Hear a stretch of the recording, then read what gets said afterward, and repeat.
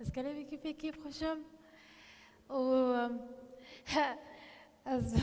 از باور كمان هكذا حالنا جبر كنا في فيفم كاز بكردي باخفم و أفكرت شوية yeah. Hello everybody. How are you doing? Well, I hope. I guess you are here to hear my story, and to be honest, I don't know from where to begin it. So I'm gonna start with a little bit of formal introduction. So I'm Nujeen, 19 years old, Kurdish girl from Kobani. As you see, I'm a wheelchair bound. And so there are two things that set me apart and make me different from everyone else.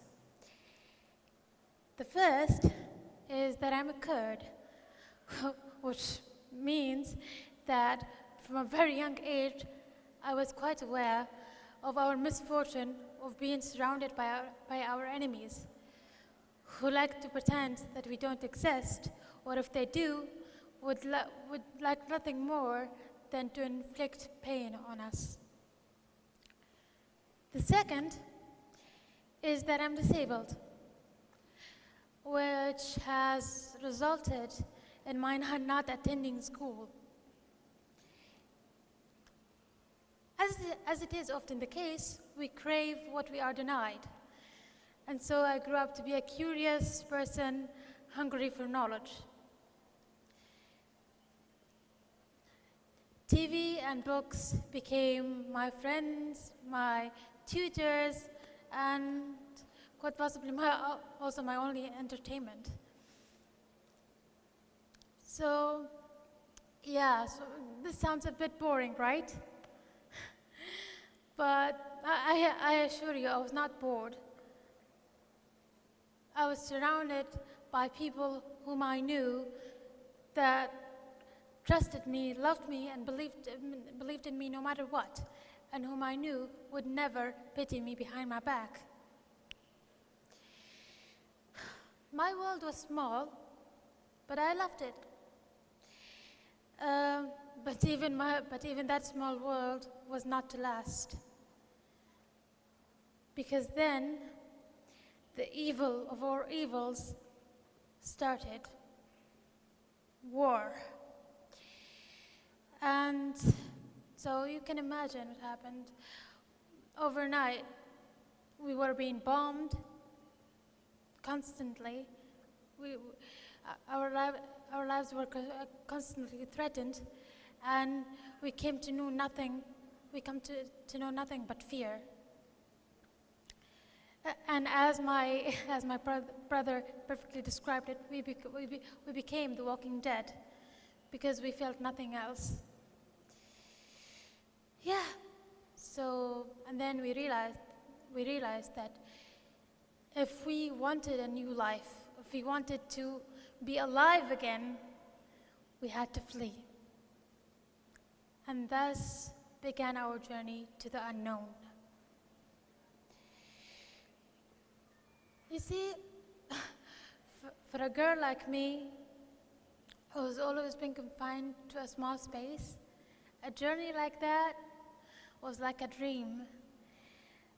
And I approached it with a 6-year-old's curiosity. I was excited to cross borders, meet people, and be in new countries. There were a lot of firsts on this journey. The first train, the first plane, even the first McDonald's visit. But the most interesting one of those, I think, is my first boat ride. It wasn't the ride into the sunset that I had imagined. My first time seeing the sea was full of horror, tears, and prayers. But then, with God's help and our faith, we made it to Europe. And so I began the second half of my journey. Let me tell you, I've become acquainted with the two sides of humanity there. The good and also the bad. There were those good people whom I did not know and did not understand, but still wanted to help.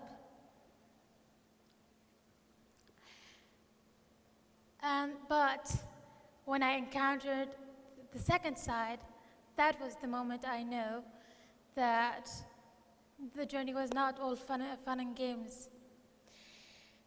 You see, I was denied entry to Hungary. And can you imagine how horrifying it was to see all these people, all these desperate faces clinging to a closed door that was never going to open? Yeah, so, and after a very long month, the longest in my life, I made it to Germany. And let me tell you, it feels like winning a video game. But I later realized that this was not the end of my story. It was just the end of a chapter of it. Because when I arrived in Germany, the life of the second Nujeen started. I was suddenly being interviewed, articles were being written about me, and I was just everywhere on TV, on the TV screens. But the biggest surprise of all was when the idea of a book was proposed. And I thought that this was my chance.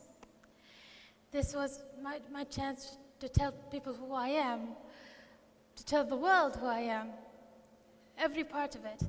The Kurdish girl, the disabled girl, the refugee, the Federer fan, the Barca fan, all of it. So, Kurdish being the first part of my identity and the one I identify the most with, I started researching to help me tell the world about my people. And soon I realized that if I had to tell people about my people, I had to open the old wounds in our consciousness. Halabja, the Anfal, and even the recent attack on my own city, Kobani. And then I started asking myself, why are we so unlucky? What have we done to deserve all this? And then the question got bigger and bigger and bigger. Why did I have to leave my home? Why did all these people have to leave their homes, their lives, their jobs, and flee? And I kept looking and looking and looking, and just comparing all of this, comparing Europe with its friendly atmosphere, with its peacefulness, to our region.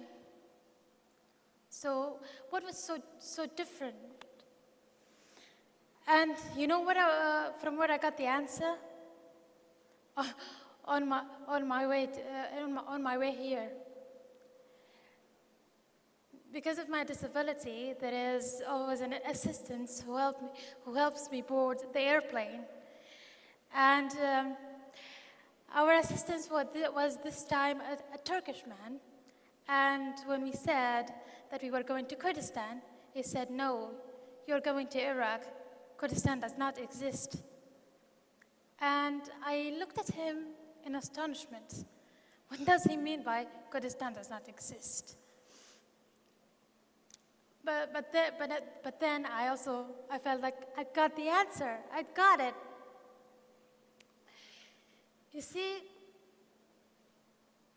I noticed the difference between Europe and our region. In Europe, you see people from all over the world.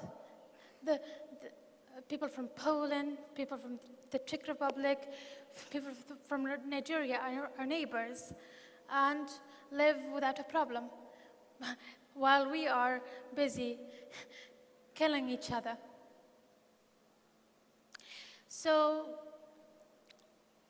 actually, what I want to say to the whole world, to the Christians, to the Muslims, to the Kurds, to the Turks, all of them, is that no good comes from the attempt to eliminate people.